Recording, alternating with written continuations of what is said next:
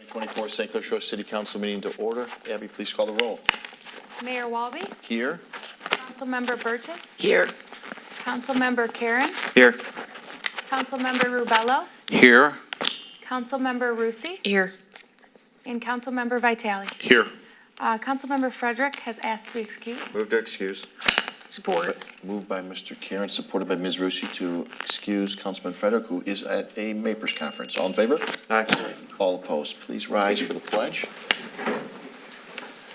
I pledge allegiance to the flag of the United States of America and to the republic for which it stands, one nation, under God, indivisible, with liberty and justice for all.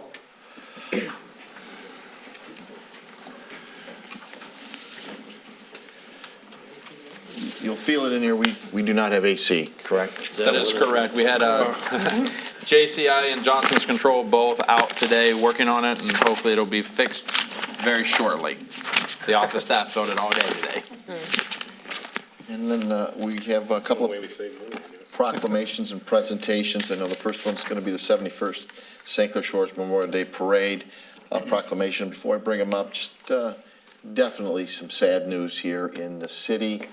Former St. Clair Shores resident, Vestry Street neighbor, Lakeshore High School, U.S. hockey icon Mark Wells passed away last week.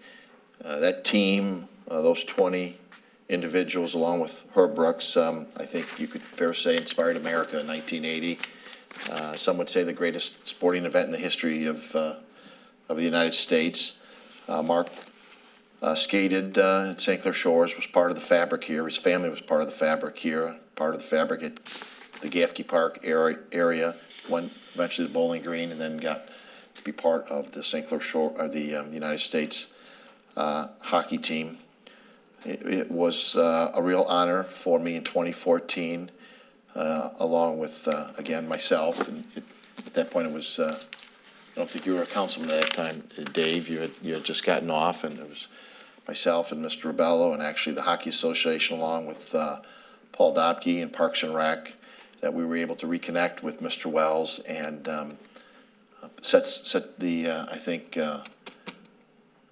Civic Arena straight. It had been dedicated for Mark Wells, and it had not been completed, and we were able to complete that in 2014 and take the old Olympia rink and made it the Mark Wells rink, which was for sure the right thing to do. It was just a great honor to have him, and when we were here in 2014 with Mark, I know he appreciated that and loved the city, and I ask you to send your prayers to his family and obviously condolences to his family. You don't get very many of these people, and Mark Wells was he was St. Clair Shores, and was a good guy. So he will be missed. He was going to be part of the parade, but he'll still be there. I think they've got something on the vehicle that will go down there. But so very, very sad. Very sad for the city. But you've got to move on, I guess, as we go along. These are always hard when you have these kind of issues, and you got to continue to move on in the agenda. So the 71st St. Clair Shores Memorial Day Parade is coming here on Sunday. So I don't know, Chairman, you want to come on up? I'll read the. Kyle, okay. Dave Ellis is the chairman, and Kyle Nicholson is the vice chair. So appreciate that. Gentlemen, thank you. Sir. Thank you. So let me read the proclamation, and then they're going to give it a little overview of what's in store and et cetera about what I would consider the signature event at St. Clair Shores, the Memorial Day Parade, 71 years operating here in St. Clair Shores. 70th, whereas the 71st St. Clair Shores Memorial Day Parade to be held on Harper Avenue this year is part of our city's time-honored tradition, remembering those men and women who are serving or who have served in our armed services and the sacrifices they have made. We Americans are grateful to all those who have put on the nation's uniform to protect our freedom and recognize the service of our 2024 Grand Marshal, U.S. Air Force Second Lieutenant, and 2024 Miss America, Madison Marsh. And 2024 St. Clair Shores veteran right here of the year, U.S. Navy World War II and Korean War veteran, Mr. John Atkinson. I think that's a round of applause with that right there.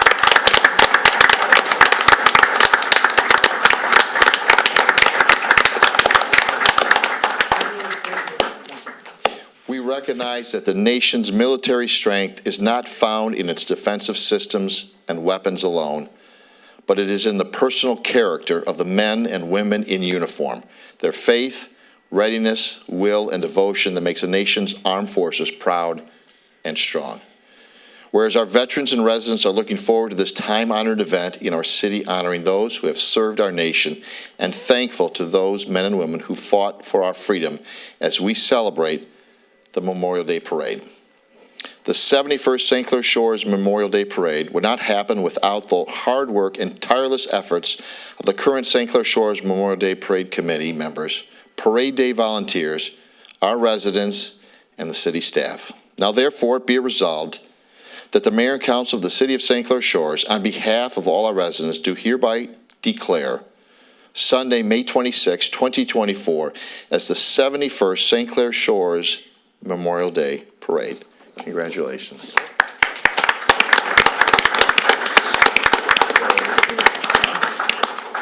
You want to talk right here, or you're going to go back there? Okay. Thank you, sir.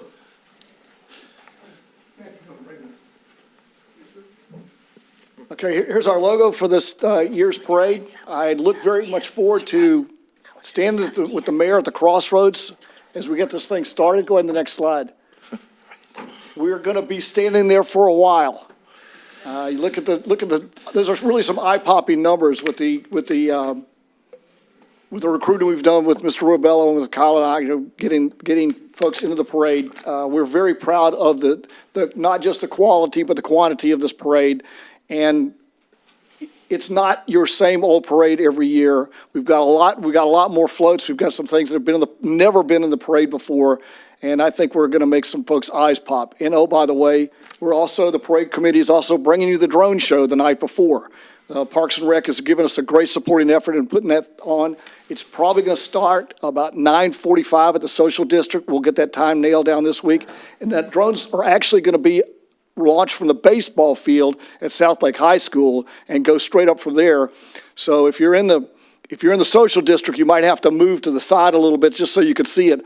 But they've told us this drone show is visible from about 5 miles, and I've seen one in person. It's worth the capital we're spending to get that here. It's the first time for St. Clair Shores, and we're very excited about that also. Go to the next slide.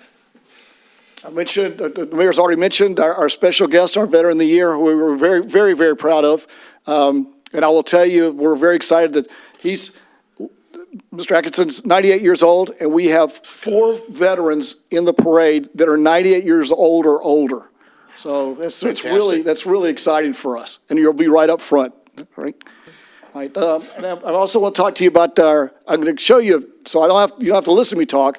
I've got a 2.5-minute video that's part of a 6-minute interview done about our Grand Marshal. So we're running this for 2.5 minutes, and I'll let it speak for itself. Sit down, Colin. 22-year-old Madison Marsh is not your typical beauty queen. Miss America 2024! The newly crowned Miss America is flying planes by day and winning pageants by night. On Sunday, Second Lieutenant Marsh soared into the history books, becoming the first ever active duty service member to win the coveted title. Failure is not an option. Her military experience front and center on stage. It's been more than 6 years since that first solo flight, and I'm now an active duty officer for the United States Air Force. Just last year, Madison graduated from the U.S. Air Force Academy in Colorado with a degree in physics. Graduating from the Air Force Academy has enabled me with the skills to lead, to learn, and lead with passion across our nation. She rose to the rank of second lieutenant and was selected to be a pilot. And that's not all. She's currently a graduate student at Harvard, pursuing a master's in public policy. She's also made it her life's mission to raise money for pancreatic cancer research. She started the Whitney Marsh Foundation in loving memory of her mom, Whitney, who passed away from the disease more than 5 years ago when Madison was just 17. Pancreatic cancer is one of the most underfunded cancers in the country, yet it remains the #3 cancer killer. Madison, now a voice for her mom and a role model for young women everywhere. From the flight line to the pageant spotlight, Miss America 2024 is proving that the sky is the limit. Wow. And Madison's here with us, fresh off that historic win. Wow. What a moment. I mean, what was it like to hear it's you? You are Miss America. I think I had an out-of-body experience. I remember standing there with my first runner-up, Ellie, and I don't think I even knew where I was in that moment. It's still crazy watching those videos because I don't feel like it even happened. So. You have so many life achievements at this young age. I'm just thinking at you, listening to all these and watching this. Where does this one rank among those? Oh my gosh. I mean, this one, they're all just so different. So it's hard to rank them, but I feel like this one is really important to me because winning Miss America is not about me. I think of all of the women that came before me, the first people that served in combat, the first female astronauts, the first female everything. And they opened up the door for me to do something like this. And I think by being a military member and being Miss America opens that door for other women. And so it is about all of the other women that I get to represent around the globe. So that's about 2.5 minutes of a 6-minute video, and I'll tell you, it's worth your time to watch every bit of it because she's not just an inspiration to young women, she's an inspiration to anybody that watches that and anybody knows. Here's a young lady that could have done anything in her life, and she chose to join the armed forces. And when you make a decision to join the armed forces like she did at 17, you're locking in the next 10 years of your life. And if we could get 1% of our young men and women to do what she did, we wouldn't have to worry about the defense of our country again. But thank you, sir. I look forward to standing you at the crossroads, 12:45 on Sunday. Okay, any other highlight, or I know Mr. Ribello, you want to kick anything, or are we all? And could you mention to the committee, they're not all here. I know Mr. Owens is out here. I saw him at the last meeting. You know, he's not on the committee, but he's a volunteer. Could you point out those, because when I came to the last meeting, it doesn't go off without the hard work of the parade committee, and they work tirelessly year-round to do a fantastic parade. And I speak on behalf of the thousands that watch the parade, appreciate all of the effort that they put into to make this a great parade. Well, thank you for the opportunity. I'm delighted to. We're bringing Brian on. He's doing some great heavy lifting for us, and we need some heavy lifting done on that weekend. As I said, Kyle's been on the committee, I think it's his 8th year now, right? Mm-hmm. It's for 8 years. Pam Mason's our treasurer. She and Bob work hand in hand with she's actually opening the landscape business, so they worked all day. She just sent me a text. They just got in. So Robert Muha is a former parade director. Jenna Franklin is our communications chief. Maria Galler is our volunteer coordinator. She's done a fabulous job because just besides the committee that we have of 11, we fully employ about 40 to 50 people on parade day. And so we do a very painstaking piece of getting them assigned to positions, the things they want to do, train them how to do it, so they really help us because we couldn't pull this off without them. And Renee Myers is also on the committee. In fact, you'll see her soon. She's the one that works and gets the trophies for us. So we'll do the trophy presentation, hopefully at your second meeting in June. Okay, and again, before we jump to Mr. Ribello, which is, so even though it's 1 o'clock, be at the curb there, because you start kicking off some of the motorcycles, et cetera, 12:45. Our police force and our fire department lead out at 12:45. We send the motorcycle groups because they're good at getting the roads clear also. And so we send out a fairly large contingent starting about 12:45. The worst thing about a parade is waiting for it to start, so this gives us a chance to jumpstart it. So we don't want to give it all away, Mr. Ribello, so. No, this is what the list is. The list is a long one, and we could not put a parade like this out without each and every person sitting at this table, our wonderful parade committee, our department heads. I'm looking out here and I'm seeing people that have participated or are participating I just asked Chief Piper, hey, Chief, do you have a trailer for the 9/11 World Trade Center piece that's coming? And he found me one. And Rob, Tom Mel, I know I've called you on parade morning. Where's that? And I just want to thank everybody. And we have a wonderful parade committee. Dave Ellis, Colonel Dave Ellis. I was throwing those entries out at you left and right, and I got to admit, I didn't think you were going to keep up, and you handled it stellar. Thank you, Kyle, for everything. We have a wonderful committee, and again, you couldn't do it without the community's help.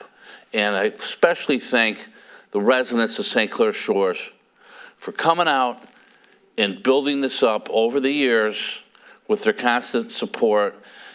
Way you can get a Miss America, which we didn't think we could get. But looking back and you telling them and selling it, look at the stuff that we've done in the past, and then they start looking and going, wow, this is a wonderful parade. And this has gone on for 71 years. And that's how to get Miss America to a parade, by the help of everybody. Over the years, and Mayor, I know you love the parade and always have, and thank you, St. Clair Shores. And this drone thing is, we're always challenged with, okay, what's the next best thing?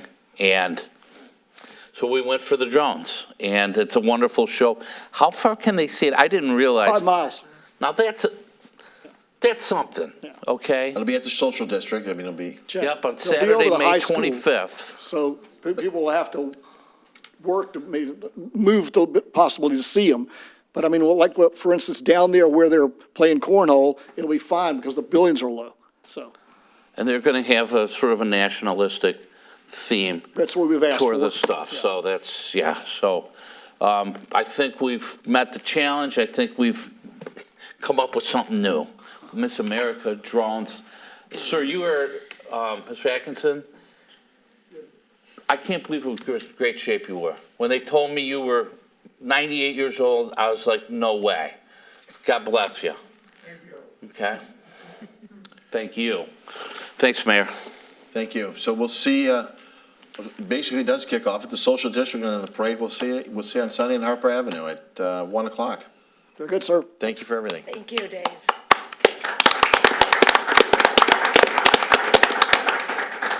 And then we got another great event, the 66th Blessing of the Fleet, which will be June 8th. I know Paul's the Commodore. Come on up, Paul, Darla, and Glenn. It is fantastic to have these long-standing events. And again, this is 66 years, and we appreciate that. Paul, you stand right here, okay, and you'll say a few words afterwards. And when I get it going, get that going, which is in Lent. So the proclamation in honor of the 66th annual Blessing of the Fleet Day. Whereas the Mayor and Council of the City of St. Clair Shores wish to recognize the positive publicity generated by the annual Blessing of the Fleet, and wish to acknowledge the role of the Jefferson Yacht Club in their sponsorship of this important annual event. The members of the Jefferson Yacht Club, as well as many other pleasure boaters who utilize and enjoy the extensive boating facilities available in the city, have helped make the City of St. Clair Shores the flagship of Lake St. Clair, whereas pleasure boating is one of the city's greatest recreational and economic assets. Now therefore be it resolved that the Mayor and the Council of the City of St. Clair Shores do hereby proclaim June 8th, 2024 as the 66th annual Blessing of the Fleet Day in the City of St. Clair Shores, and thank the many boaters who attend the event for their continuing patronage of St. Clair Shores recreational facilities and businesses. Congratulations. Thank you. Congratulations. Thank you. Paul, tell us a little bit. Thank you, Mary Walby. And City Council, I'd like to thank the citizens of St. Clair Shores for this proclamation. through the last 66 years, our members have tried to give back to the community every chance we could, and this is one way we can through promoting boating safety and just having fun out there without drinking and what have you. So it'll be, give us the date and exactly the location. It'll be at Watermark, Watermark. and it's June 8th. And we began 10 a.m.? assembling. 10 a.m., right? 10 a.m., but we began assembling there with the boats early in the morning. And usually get a good contingent of boats out there. We end up usually with some singer. I hope we do, right? Because I like them. Yep. And I like the bagpiper. You have a bagpiper? Yes. Oh, good. So I mean, it's a nice morning. It's really a nice event. So again, I want to thank the Jefferson Yacht Club for keeping these type of traditions alive. It's important in this city. So I really do appreciate that. Hopefully we can get 66 more. There you go. All right, fantastic. We'll see you on Saturday the 8th. Thank you very much. Thank you. Mayor. Thank you. Thank you very much.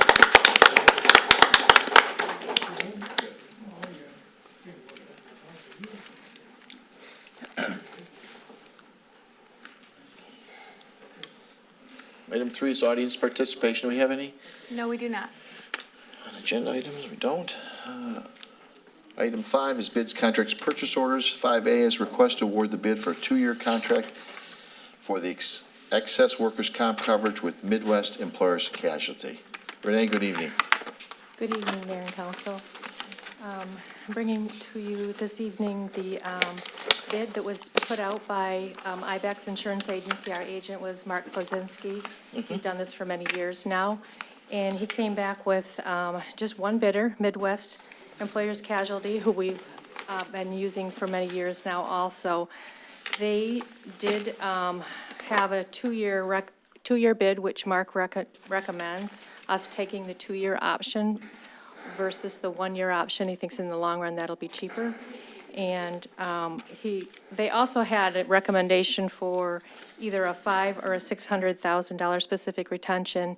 He didn't feel like the added risk was worth it, the savings in money to go up to the $600,000 limit. So based on his recommendation, I'm following that and recommending and asking for approval for the 2-year bid for $77,549 for each of the next 2 years with contract with Midwest Casualty. Questions? Ms. Rusi. Thank you. Could you talk a little bit about the process, Mark, from IBEX used to bid this out? That's a little bit different than how we as a city bid things out, and there wasn't much information in the packet. Right. He bids it all out. I don't know exactly his process, but he did send it out to, there's only 2 carriers that do this type of insurance. And the other carrier is Safety National, and they came back with a declination of bidding because they said their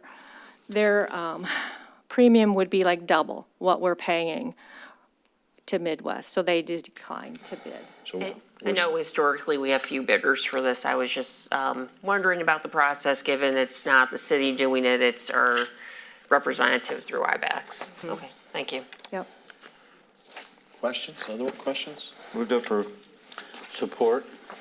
Moved by Mr. Karen, supported by Mr. Rubello, to award a 2-year contract for Midwest Employers Casualty regarding our workers' compensation. All in favor? Aye. All opposed. Thank you. 6-0. Thank you. Item 5B is request to authorize the purchase of firefighter breathing apparatus from RFP opening on April 23rd, 2024. Chief Piper, how are you? I'm well, Mayor. Thank you very much for having us. Tonight I also have Battalion Chad? Chief Chad Hyvanen with me. Battalion Chief? Yes, sir.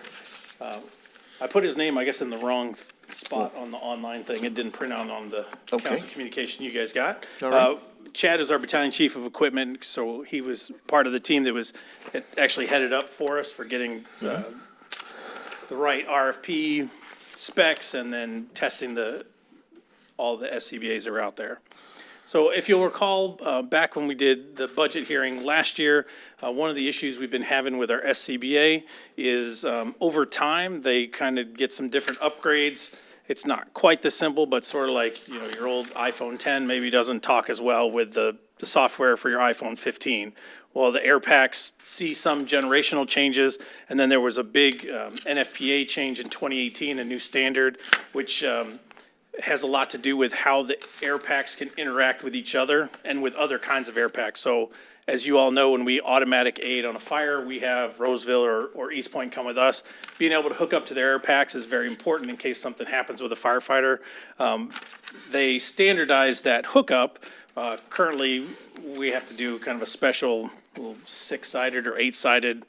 I mean, we have them marked, but it's an adapter that goes. So this is cutting out that process and getting them all up with the same standard. We got to the point that the current brand of air packs that we have, the new air packs cannot interface with the old air packs because the old air packs were too old to actually be retrofitted to the new standard. So it necessitated a wholesale change of the entire SCBA fleet. Chad's team did a lot of field testing and going out to other departments and looking what was out there. We wore them, the South End crew actually wore them for several shifts, going on calls, going on fires to see how they worked out so that we would know exactly what features we needed, what features we wanted, and what features would just be nice to have if we could get them. And then that's how we built the RFP spec. We put that out. It was out for 5 weeks. We ultimately got 4 vendors that put in for it. As I put in the recommendation part, we did see one of the vendors did come out technically cheaper, but part of the field testing that Battalion Chief Hyven and his crew did, it was felt that just the build standard may not be as conducive to the high pace environment that we have between the higher amount of calls and quite a lot of training that we do over in Chief Grover's division to keep up with that, and the fact that nobody around actually uses them. So it wouldn't be quite as easy if anything should happen, borrow parts, anything like that. Just no one in the area had it. So our recommendation, as you can see off here, is that we're asking to approve the purchase for the MSA brand air packs. And the total all-in for this is $386. You'll see that we had $315 budgeted in the 980 fund. We're gonna pull some out of a 950 account in some of the tuition reimbursement, and then we're also asking the council for a budget amendment of $56,050 in order to complete this purchase for this year. And with that, if you have any questions. Questions? Mr. Karen. Thank you. Yeah, I was looking for a little more detail on why Drager was eliminated. Okay. On that. So in terms of, is it just from a build quality, just didn't feel it was a quality product and? So some of it was build. Another Another big part too was the current air packs we have a certain field division. All the others had a much wider field division, which is really great for us. The Drager had about the same or maybe even a little bit less once you take in the nose cone. So field division was not as good as the others as well. The overall cut design just was more conducive. It wasn't as conducive for longer wear. We felt like it was gonna fatigue a little bit. We were gonna fatigue a little bit. Fatigue from having that specific device, okay. And the only other thing I saw was, I noticed how some of the quotes had quantities, but McQueen did not, and they just had the unit price. So was the quantities, and I couldn't, trying to read through the spec, I couldn't find where we listed quantities in the spec, so how was that At the beginning of the spec, communicated? we put it out there for 44 air packs is what we were looking for. And so like McQueen just chose to do that as a per unit price and the other ones did the all-in price and we just Was divided by that 44. in the RFP and I just couldn't find it? Yeah, it's page Yep. 1. Is It it? says, yeah. All right, If I thank recall you. correctly, it was even in red on the one that went on the, All right, perfect. And then the other thing, on the McQueen quote, I did not see where the $5,000 trade-in was listed. You know, some of the other ones kind of had it in the side notes, but I did not, because it's just the one page, right? Or is there another page from McQueen? I only printed out the one page. You're correct, it's not on here, but we would have gotten it from their spot in there. so as to not clutter you down with paper, I didn't attach them all. I don't have it right in front of me, but that was part of what we got back and was printed on the bid tab sheet that we came up with. Okay. All right, Sorry thank you. about that. Other questions? Move to approve. Support. Moved by Mr. Kieran, supported by Ms. Rusi. All in favor? Aye. All opposed, 6-0. Gentlemen, thank you. Excellent. Thank you, council. Item 5C, request to authorize the purchase of the backstop netting for Kite Monroe Diamond A, bid opening April 30th, 2024. Mr. Len, Mayor, can I check to see with the motion, because we do have the budget amendment in there? It included the budget amendment, Okay. yes. All right, thank you. Mr. Spinizzola and Mr. Mel from Parks and Rec. Good evening, Mayor and Council. Here tonight to request your approval to authorize the purchase of the backstop netting for Kite Monroe Diamond A. Bids were opened on April 30th, 2024, and I have Park Supervisor Tom Mel here to get into more details and answer your specific questions. Okay. Good evening, Mayor and Council. So the proposed purchase of the backstop netting is to replace the netting that's currently on Diamond A, which is 20-plus years old. It's very broken down from stretching, UV breakdown, and weather. It's become a safety issue. There's a lot of holes in it. It's gotten past the point where we tried to put repair kits in. You try to tie 2 knots together, and the actual fiber just breaks in your hand. So it's long overdue. We circulated this out on BidNet.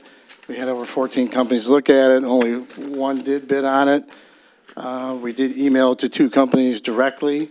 We did send the bid requesting them to bid it. So that's where we're at. Any questions?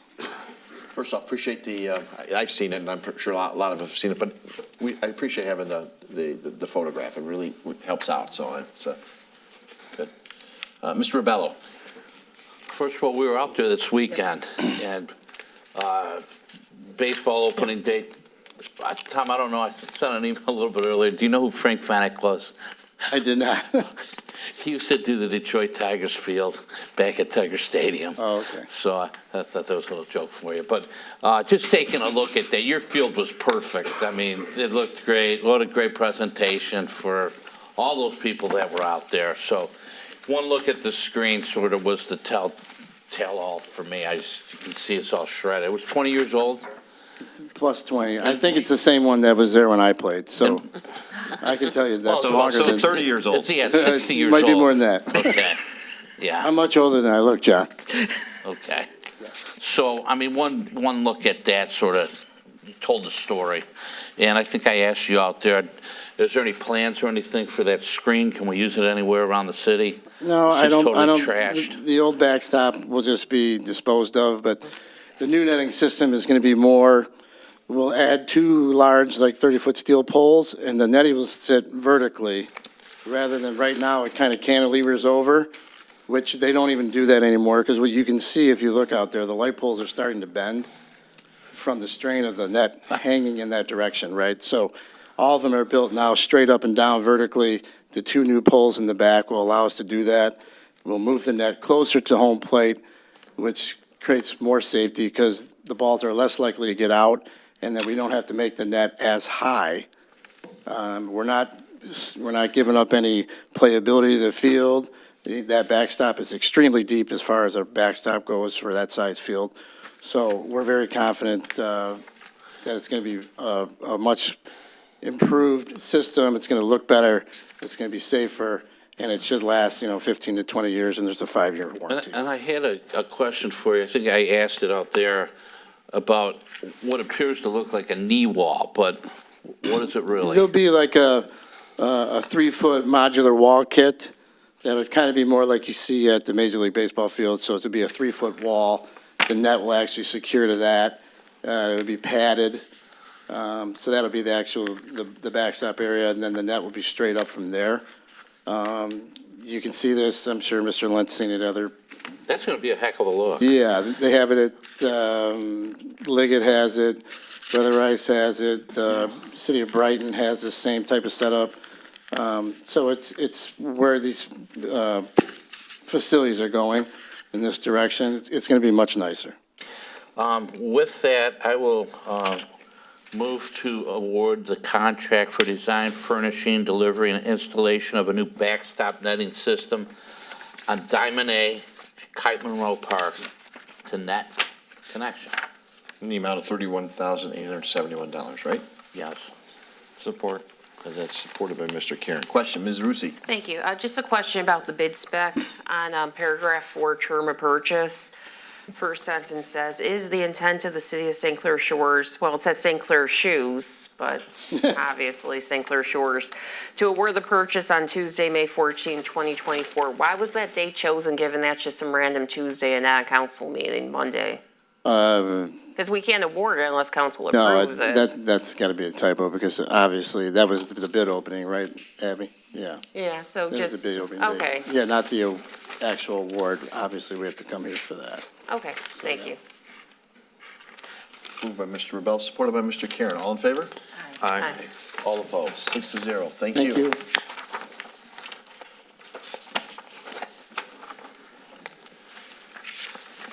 Item 6, consent agenda.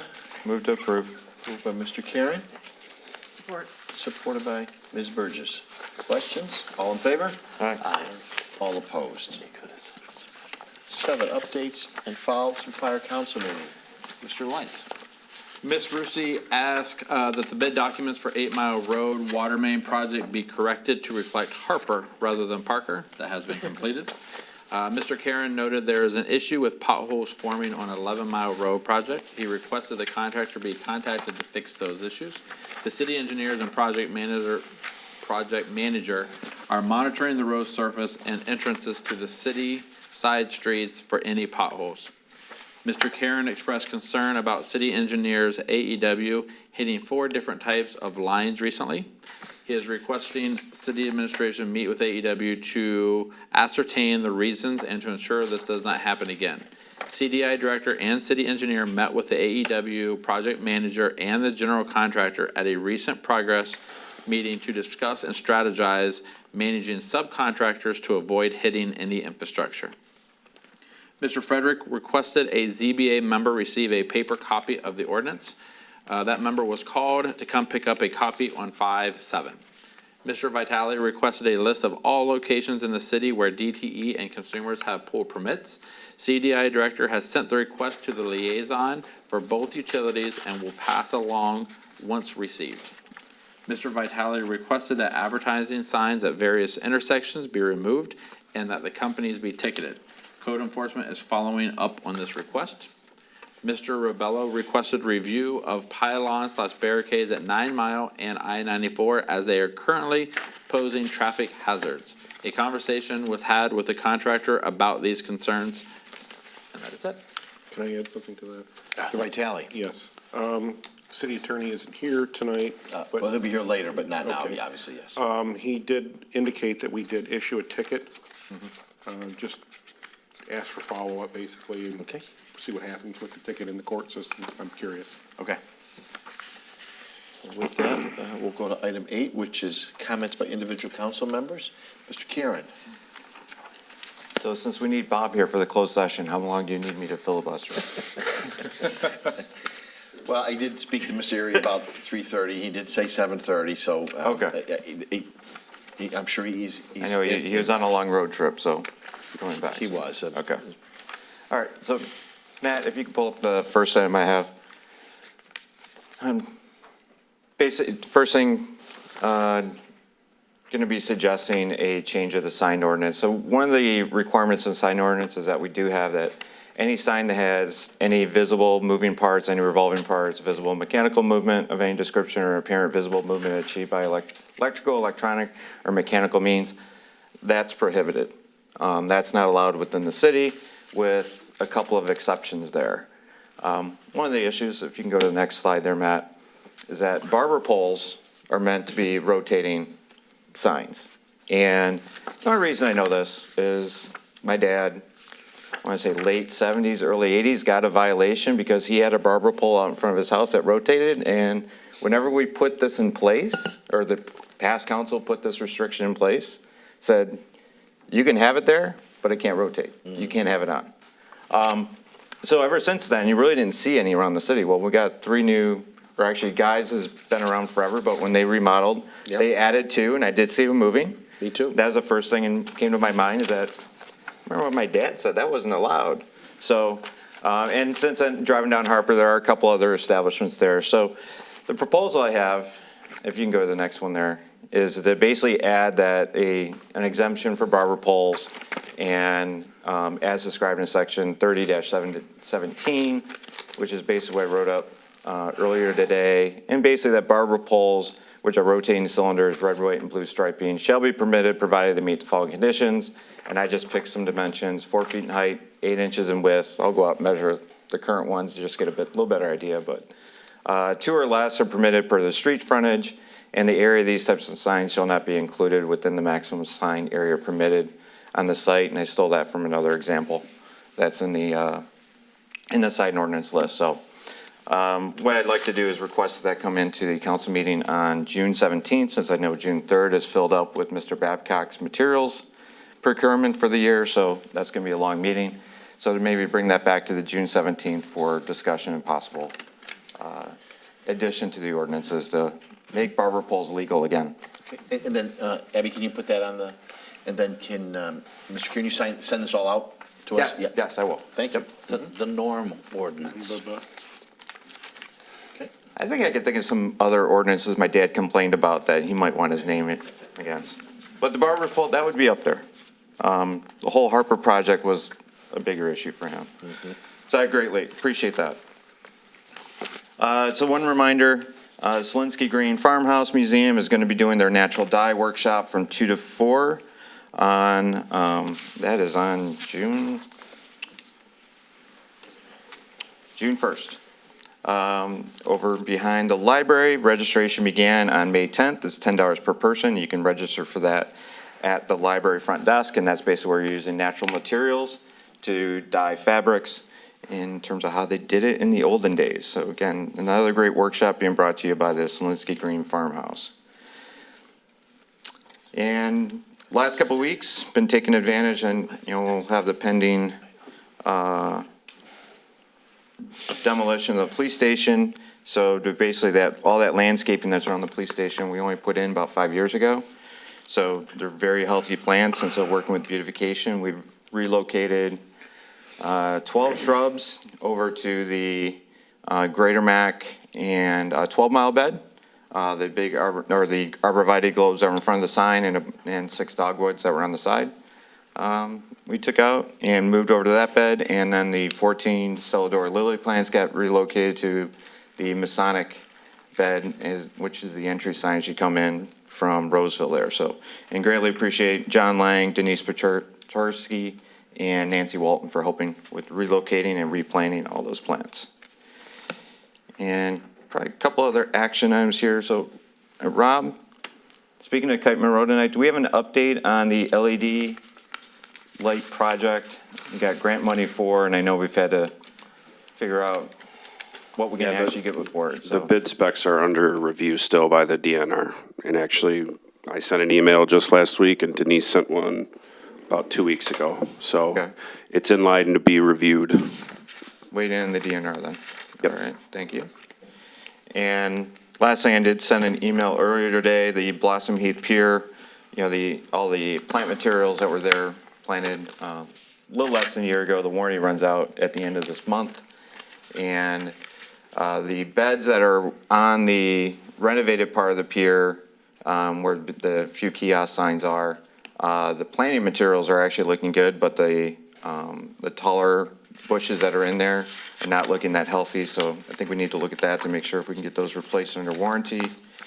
And then the strip of landscaping along the boardwalk area, basically there were supposed to be like 3 types of plants that are in there. Really only the asters survived. We had a type of grass and another type of flowering plant. Probably, I was talking to Tom Mell about it. The heat that you get from the concrete and the asphalt, it may be just too much, because we got those same type of plants out on the pier that were meant to be in there, but they just didn't survive at all. So it basically you got 2 bare spots at the beginning of that and at the end. So I'm not sure it makes sense to try to replant what was attempted, but to come up with something else to make the ends of that look presentable, especially by the plaque as you really enter into the park, if you're part of the park up there. So that's it. You can have a follow-up on those. I appreciate it. Yep. Thank you. Mr. Vitale. Yes, just a couple things. I attended the hazardous waste drop-off event last Saturday. It was the 11th, I believe. Well, yep. I'd like to say that I had a positive experience, but unfortunately it wasn't. And I think there's something maybe we need to better publicize for residents. I was aware of the idea that we would not accept latex paint at that drop-off. So as I was sitting there waiting in front of me, I watched someone get latex paint unloaded from their vehicle, and I thought, guess we are. And then I had a different crew come over, and they pronounced I should say I had about 12 cans of I don't know what that were left behind at a property I purchased in St. Clair Shores. The cans were in such disrepair that they were illegible, rusty. You know, one or two of them might have had a label that still was legible. One of them did say latex. And this person came over and they looked, now this is latex, move on. And I said, really, you know that's all latex? And they said, yeah, you gotta get out of here. I said, okay, I just saw you unloading latex paint, but not all of this is latex. In fact, I don't have any idea what all of this is. That's why I'm bringing it to hazardous waste. I've been hanging on to this junk for 6 months, wanting to dispose of it properly, and somehow you can tell me what's in these cans. Well, they don't have labels on them. I said, well, don't have anything on the website that says has to have a label on it. Not that that's necessarily accurate anyways. Hope these guys don't work for the EPA. And, you know, that quite honestly just turned into, we'll just be polite and say, a contest of wills. And then a supervisor came over. And I opened one of those paint lids because it was so falling apart, big 5-gallon drum, which is typically not latex in a metal drum. And it looked like crude oil and stalagmites of metallic silver. And I said, this is obviously not paint. Well, I don't know that because it don't have a label on it. But then someone from GFL said, oh, that's oil-based, take it, which then just turned into another contest of wills. And honestly, the whole thing was just poorly run. And what I would like to say, first of all, if we're not going to accept things that don't have labels on them, GFL should put that on their website, make it clear so people don't waste a bunch of time and 6 months hanging on to this stuff. The other thing I would say is, I know why they don't take the latex paint, because they collect latex paint supposedly from your trash. The idea is you put the can out there, you put kitty litter in it, or you show that it's empty. Guess what? They never take those cans of paint. And I don't blame them. I know why they don't take them, because it can look like it's dried out and there's still 3 inches of wet paint underneath what looks dry. They put it in the compactor, it squeezes it, pops out a seam on the truck, drips paint all over the city. So I understand why they don't take them, and I don't get mad at them for that. So what I would suggest is, why don't we just discontinue the idea of even picking up paint, because it turns into a disaster often anyways, and just add latex paint to the hazardous waste disposal, and they can just bring another drum that says latex. And if they have a question of what's in it, because it doesn't have a label, just treat it as the worst case scenario, so that residents can get rid of their hazardous waste. Can we talk to GFL about that? I think, you know, Yep. I don't know if anybody else here in council feels the same way I do about, honestly, picking up cans of paint has never turned out well for the city. There's a big stripe of it going down Madison Street. It'll be there for 10 years. We probably just shouldn't do it. As long as we have a hazardous waste day where you can pick it up, problem solved. And honestly, a lot of times decent latex paint, Habitat will take it for a donation. So, but anyway, so that was unfortunately the experience I had there. The only other thing I have to add is that I will look forward to seeing everyone at the parade. And I'll see you there. Okay, thank you. Ms. Burgess. Yes, thank you, Mayor. I just had a couple things. I had a lot of emails this week, so I just thought I would bring them here. Somebody asked if we know anything about what's going on at Dragon Landing. I think we do know, and we'll let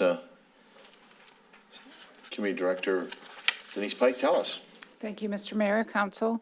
Actually, it's becoming Johnny Black's Public House. They're looking to be open by 4th of July. Johnny Black's Public House. So that is very exciting. Yeah. I mean, we were sad to see Dragon's Landing, but the building is not going to be empty very long. So that's great for the city. All right, great. The other one was, do we have any updates about the old Kroger at 9 and 9 Mac? We don't. We have unless Denise has something else, I'll add that we have met with the developer and possible tenant, and they are getting back to us, but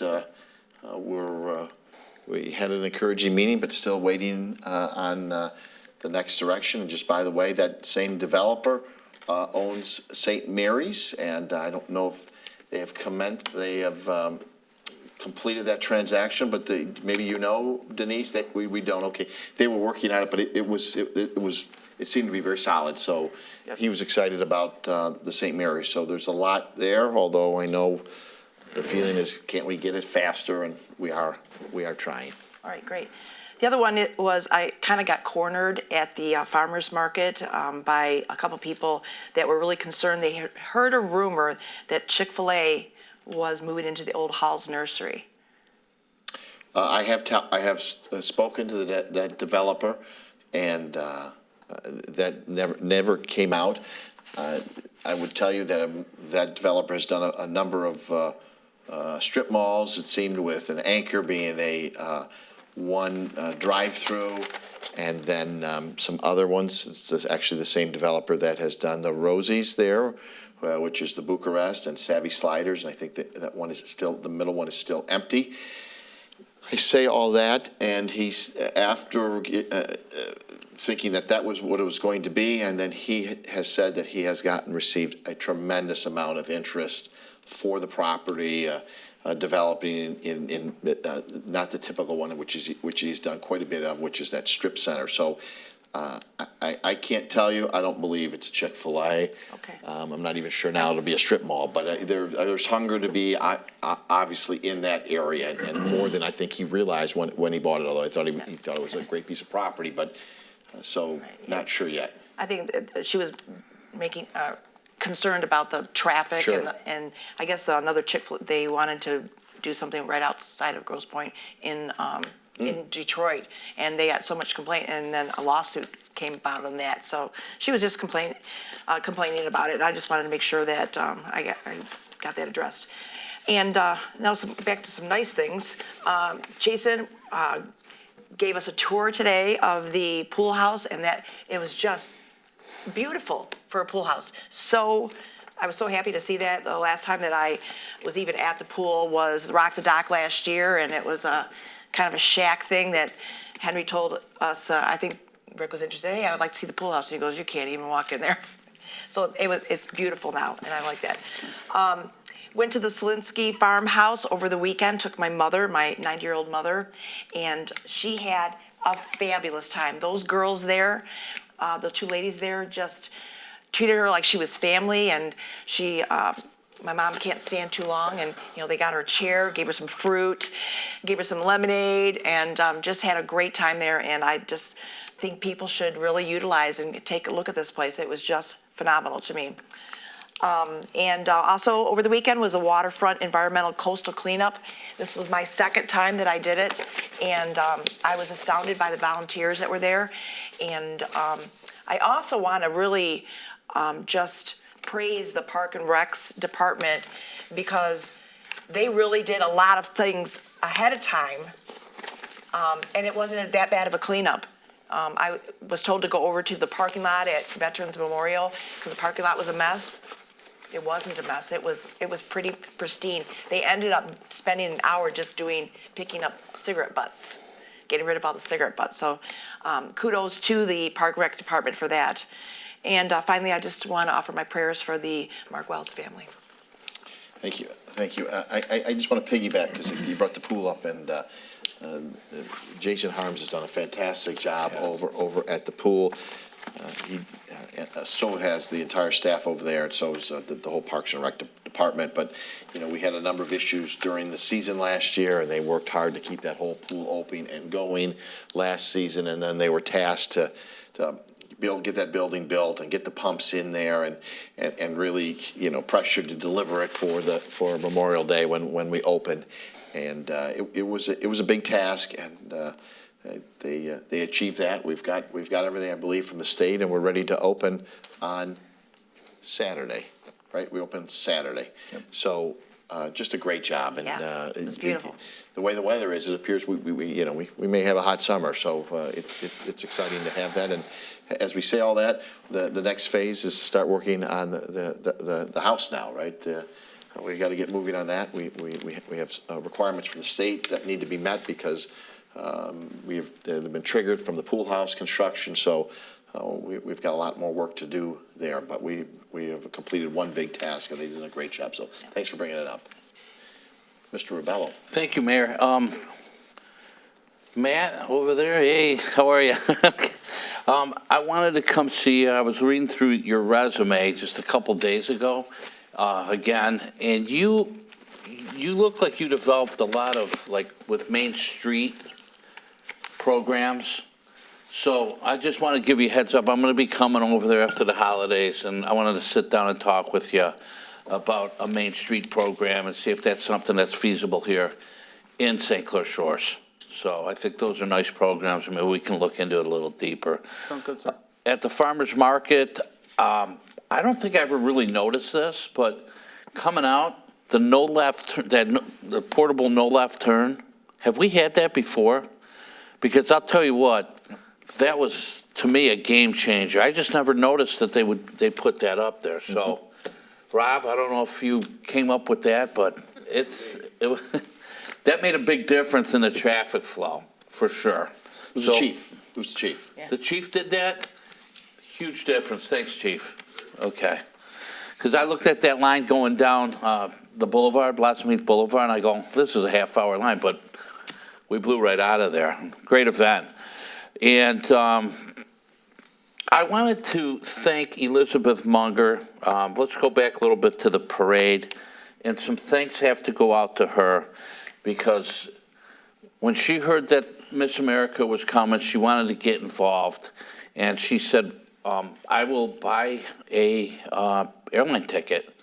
Let me get involved and sort of access with her beauty pageant with the people that participate in that. So I want to thank Elizabeth Munger. I also want to thank Julie from Brogan Travel, who stepped up and bought airline tickets for our Miss America. She's done it before. She's bought airline tickets for, we had Nancy Kerrigan here a few years back. So I want to, again, thank Elizabeth Munger and Brogan Travel for stepping up and wanting to get involved when they weren't even asked to do it. So, yeah, that Dragon's Landing was totally gutted in there. So, and the last thing I want to talk about, I want to go back. The mayor gave a great comments about Mark Wells, and I just from his family. The last time I talked to Mark Wells, as the mayor stated, he was set to come to our parade. We had him all set up, and I was making some final arrangements with him to come down. He lived in the Upper Peninsula. And the last thing I remember him saying was how much he enjoyed coming back to St. Clair Shores, and he was really looking forward to seeing his old friends who would always visit him. Mark was one of those guys who he actually, and I'm literally saying this, give the shirt or jersey off of his back because I saw him do it a few different times. He never once hesitated to give an autograph, take a picture with a kid, take a picture with whoever came up and asked him. He was always kind. He always made time for you. know he liked to talk, and he could tell a great story, for sure. But that was one guy who really liked his country. He loved the United States, believed in God, and believed in family and friends. And I just remember his last words, and he's not able to make it. I thought we were going to be able to, we went through a lot. We almost had him back, but it didn't work out that way. So to the Wells family, I was glad I got to meet your relative, your brother, and we had some good times. So that's all I have. I'm sorry, Dave. I know you were very close to Mark, and you had built a very good relationship over the years, and I know he valued his friendship with you. So I'm saddened for your loss. It's all of our loss, but you had become close to him, and he definitely was your friend. So, Ms. Rusi. Yeah, thank you. First off, Dave, I'm really sorry. Just, think about 10 years ago when we were able to dedicate the arena and everything, made good on the promise that was made years ago. A lot of times when someone passes away, you think, oh, I wish I would have said this to them. I wish we could have honored them or acknowledged them when they were alive to see it, and he was. And that was a big thing. That's something that you should be really proud of, your involvement in that, and the fact that you're not thinking, oh, I wish we would have, I wish we would have. I know there always will be I wish we would have, but you did do something really nice when he was able to enjoy it and enjoy being in the spotlight again and getting that recognition that he was supposed to get years ago, and it just didn't happen. So, very sorry. I think we made his life better, put a smile on his face. We did. Just keep that, I know it's hard, but keep that in mind that, you were a part of something really big and it meant a lot to him. Okay, just seeing Councilman Karen's suggestion for the ordinance amendment, I think one of the things we have to be careful about is the Reed versus Gobert case and how we have to be very non-content specific, and I think mandating that red, white, and blue striping poles are exempted, but other colors are, and could be veering toward content non-neutrality, and that might be an issue. So I would probably take out the color mandates for the fall under the exemption, and I probably wouldn't call it barbershop poles. I would probably call it, and again, this is just language, barbershop style poles, or something like that. I would take out where we're not suggesting content specificity. One of the important things for Reed versus Gobert, that's a Supreme Court case from a few years back that really upended a lot of the sign ordinances and case law that have developed decades and decades and decades that kind of just threw it out in terms of us being able to make these type of distinctions. We have to be careful, minimize exemptions and things like that. So I would probably not specify what color striping, and I probably would, and this is just knee-jerk seeing it for the first time, also not say barbershop poles. I would call it barbershop style poles, or just even take out the barbershop and just talk about you can still regulate size, manner, time, placement, those type of things. But the moment you start veering toward content specificity, like, oh, this is a barbershop pole because it's red, white, and blue versus it's not because the stripes are yellow, purple, and white, I'm just picking colors out, that gets to be a potential issue under the very specific Supreme Court case from a few years back. So Bob probably wants to look into that before we talk about. I'm totally in favor of working in some exemptions, but we just have to make sure we're doing it in a careful way under the current state of case law, given how much Reed versus Gobert just totally changed things. A lot of stuff or ordinances actually need to be looked at for compliance. You can't even call things garage sale signs anymore because that requires you to read it to see. So any sort of categorization that requires you to look beyond the dimension, the placement, the type of material things, once you start having to read the sign or even, I guess, look at the colors to see if it complies or not, that's when we start veering into unacceptable unacceptability under the current case law. So just something to keep in mind before that comes back to us. And just a great weekend. A lot of stuff going on at St. Clair Shores in the summer at the Baseball Softball Association opening up at Kite Monroe. Fields look beautiful. It was nice to see all the kids and parents out there excited, keeping the tradition of youth sports alive in St. Clair Shores. We had a car show for it was a fundraiser for Lakeshore Public Schools North Lake and the early child care program at Rogers, and this was, I think, the first time they were doing this, and it had a great turnout and was pretty successful. So looking forward to the parade and everything we have coming up in the city. It's the start of a very always exciting season. So that's it. Thank you. Thank you. Mr. Lent, item 9 is city manager's report. District Council update with the new budget. We'll be having that out by hopefully the end of this week to give you an additional week so you're not reviewing the new council packet and the budget at the same time. So the goal is to have all the follow-ups from the budget session to you guys by Friday afternoon.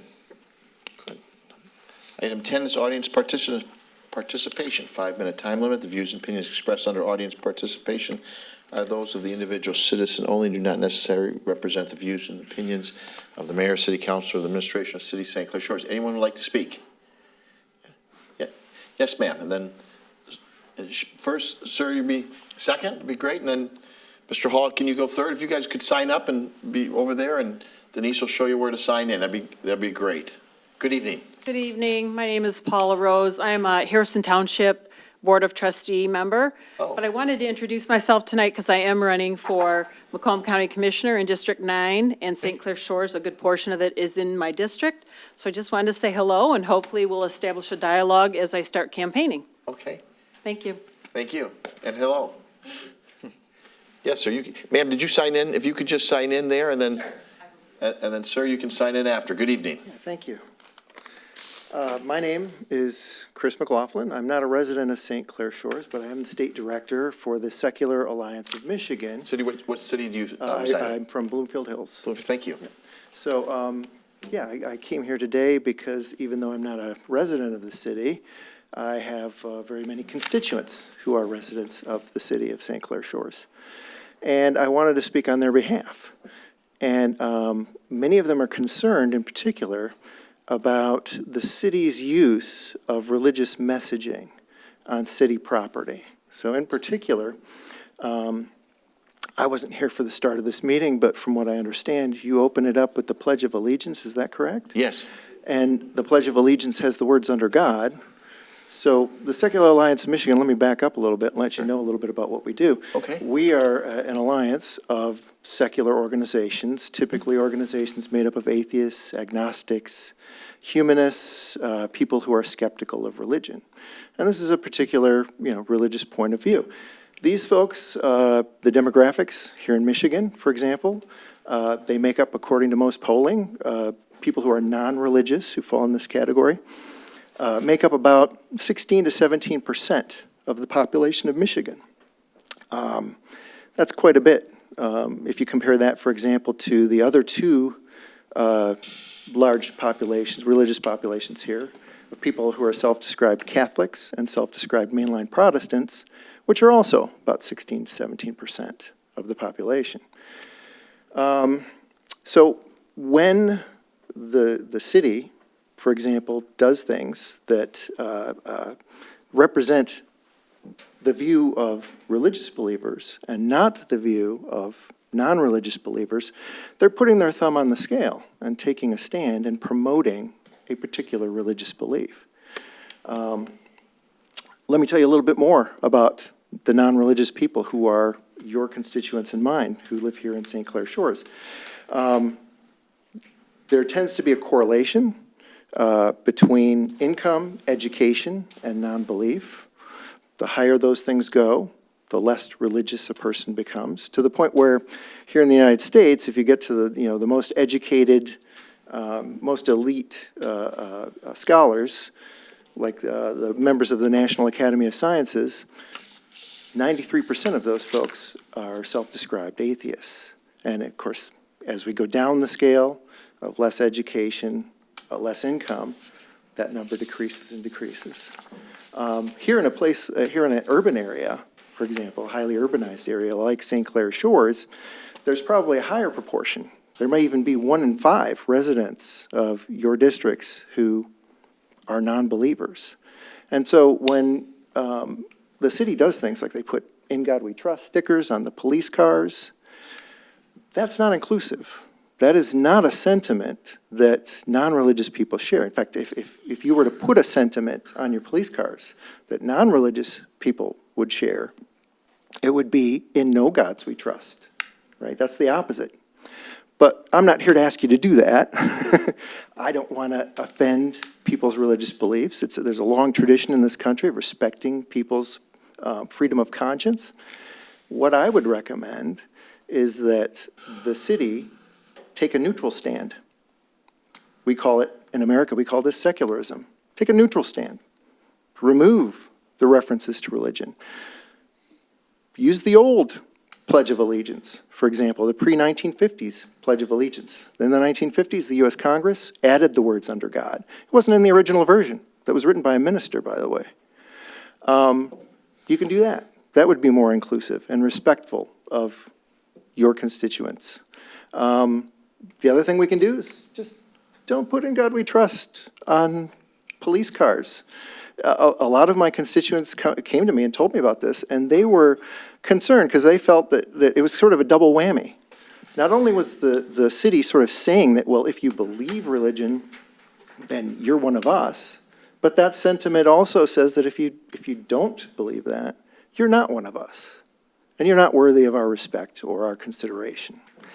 So, in conclusion, I'd like to request that the city review any policies of any city initiatives that are entangled with any religious messaging or religious organizations. I encourage opening a dialogue with the non-religious members of your community, and I want to thank you for your time and consideration. And I and others will be available for questions and further discussion after this. Thank you. Thank you. Yes, sir. Did you want to say anything? Oh, I'll get Mr. Hall. He's okay. You're okay, Chuck, right? Thank you. Yes, sir. Name and city you reside in. Yeah, Jim Kleiner. I am in Ferndale now, but this is my hometown. I grew up here. I went to elementary, middle, high school here. So Great. it's good to be back in the hometown. Sure. I'm also speaking on behalf of what he just spoke about. All right. You know, I heard that they put "In God We Trust" on cop cars, and you might not think much of it. Like, how could a small, seemingly meaningless gesture with good intent behind it be a bad thing? But you might not be, like, you might not be seeing it from the other side. And maybe it's because you've grown up thinking that all people believe or that we were founded on a Christian nation. And those things, I mean, they're not true. Like, our founding fathers fought to keep our great nation secular. And that's just keeping religion separate from government, politics, education. I mean, imagine if the Pledge of Allegiance said "One nation under Allah," or every piece of currency you touch said "One nation under Thor," or even if the cop car said, like, "In Muhammad we trust." Like, it wouldn't feel right. Under God wasn't even added to money or the Pledge of Allegiance until 1955 from communism scares. And, like a quote I want to share is, "Everyone fears that which they don't understand." So today I'm speaking as an atheist on behalf of my group of people. And what I don't want to have happen is people be afraid or threatened by atheists or non-believers. And what I do want to have happen is for people to understand that we're a big part of society, we're growing, and we're non-threatening. In fact, you probably know a bunch of us, but most of our group is too scared to just come out and say it. We're afraid of being ostracized by communities who love us but then turn their backs on us as soon as we declare that we don't believe in a higher power. And I want to bring other non-believers out and let them know that it's okay to speak and announce yourself. And I want religious people to accept us the same way that we've been accepting you guys for centuries. And, I want people to know that we're out there and we're harmless. We're like the spider you see in the corner of the room. Like, you're much bigger than us, and we're much more afraid of you than you are of us. And we're not trying to take anything away from others. We're just asking for equality for all and fairness for all. And that includes our group as well. So, the reason I'm up here talking about this stuff, which probably seems way out of left field, is because of the importance. Look what's going on overseas in Israel. It's a war. People say it's a genocide, that has families fighting each other. There's over 35,000 dead, 13,000 of which are children, over the right to a holy land. Atheists have never been to war. Like, we're a peaceful people. I mean, religion's great for bringing people together, but it could also be super divisive. Like, if you're not part of the club, then you must be the enemy, or if you think different, then you might be bad. I mean, look at what's happening in this country too. Like, I feel like we're on the brink of a civil war sometimes. I mean, Arizona, like, they almost just took away women's rights with a law that was before the state was even a state, from a time that Lincoln was in office. Like, it's crazy to me. Like, all these anti-abortion laws are just gonna kill so many women, they might as well declare war on women.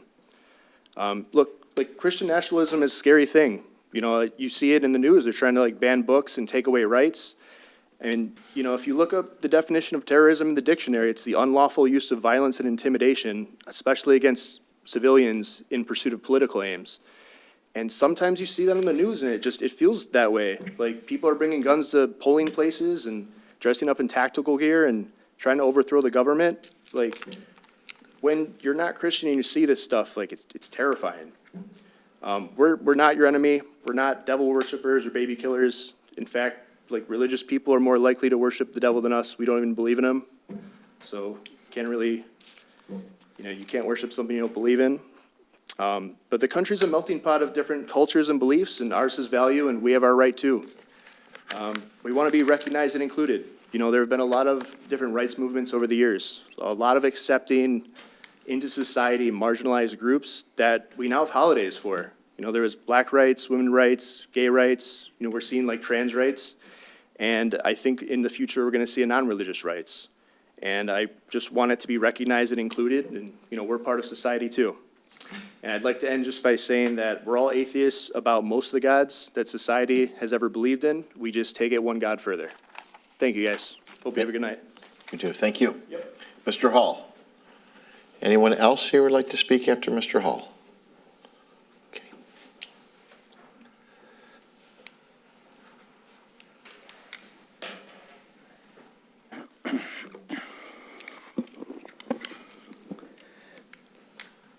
Good evening, Mayor and Council. I'm here tonight to address the action Can you say your taken by name? this council. Can you say the name and the city you reside in? Oh, yeah. My name's Chuck Hall, and I reside all my life right here, St. Clair Shores. Thank you. Proud to be here in the Shores. I'm here tonight to address the action taken by council on March 18th. City Council meeting, whereas a 5-2 vote resulted in the adoption to amend an existing street millage language to include alley and parking lots, and to place this ballot prop onto the August primary. Understand, I'm not against upgrades taking place in the city. I think you all know me too well. I remind you that I'm the guy that appeared before council for 10 years straight in order to get the Jefferson Ridgeway property remediated. At the same time, I began to rally council about the deplorable condition of Blossom Heath Park and the boat launch. Persistence pays off. Yes, I'm that guy. Allow me to quote the council, the 5 Ps from WJR's Glenn Hagee, the Handyman Show. Proper planning prevents poor performance. So I ask, why must you 5 yes votes insist on increasing the tax burden on our residents by agreeing to amend the charter in order to fulfill your obligation to properly execute a plan?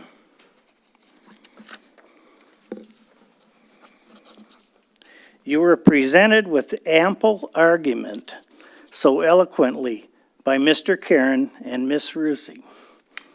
The result? Your actions, I believe, are a disservice to the hardworking taxpayer residents of this community. The very fact that you want to simply amend, yeah, that sounds like code for let's lump it all in here together, and will really speed up the already slow process to get your crumbling street fixed in front of your house.